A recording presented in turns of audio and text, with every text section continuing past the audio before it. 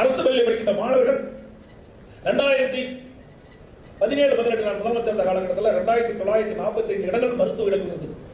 அதுல வெறும் 9 பேர் தான் நீட் தேர்வில் தேர்ச்சி பெற்று மருத்துவராக முடியும். அதுல 41% அரசு பள்ளியில் படிக்கின்ற மாணவர்கள், 41%, அதாவது சுமார் 3,80,000 பேர் அரசு பள்ளியில் படிக்கின்ற மாணவர்கள். அவர்களுக்கு 2945 மருத்துவ இடங்களிலே வெறும் 9 இடங்கள் கிடைச்சது.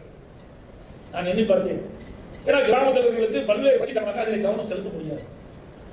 அந்த மாணவனுக்கும் ஆசை, அவர்களும் மருத்துவராக வேண்டும், பல் மருத்துவராக வேண்டும். இதை எதிர்கட்சிகள் கோரிக்கை வைக்கல, பொதுமக்கள் கோரிக்கை வைக்கல, மாணவர்கள் கோரிக்கை வைக்கல, யாருமே கோரிக்கை வைக்கல. என் மனதில் பட்டது, இதை செய்தால் என்ன சரியா இருக்குமா என்று நம்முடைய தலைமைச் செயலர் கூப்பிட்டு பேசினேன்.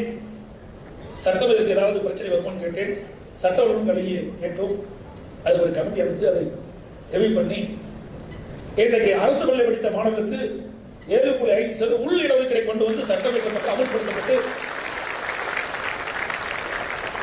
இன்றைய தினம் 3160 பேர் இன்றைக்கு மருத்துவராக படிக்கிறார்கள், பல் மருத்துவராக. 3160 பேர் அரசு பள்ளியில் படித்த மாணவன், ஏழை எளிய குடும்பத்தில் படித்த மாணவி இன்றைக்கு அந்த வாய்ப்பை கிடைக்கப்பட்டது.